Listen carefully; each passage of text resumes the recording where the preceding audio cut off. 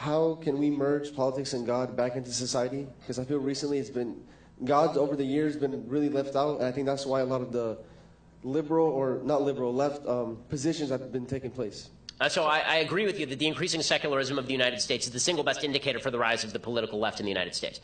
I make virtually all of my arguments not on the basis of religion, but on the basis of secular arguments, because I think that it's a conversation we can have. If I cite the Chumash, or if I cite the Torah, then somebody who doesn't believe that is not going to agree with me just because we have different points of authority.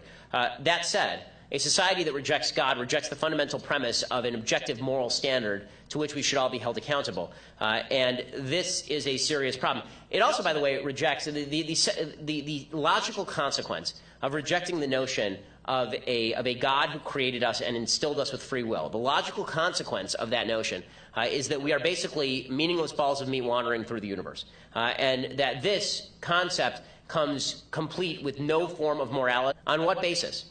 A rights construct has to come from somebody's moral mind. Okay, and if you are just legitimately I'm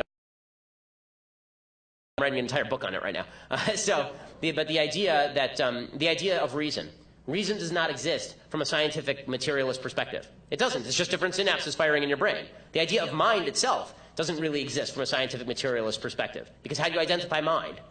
Right? How do you identify an idea? Where does the idea reside?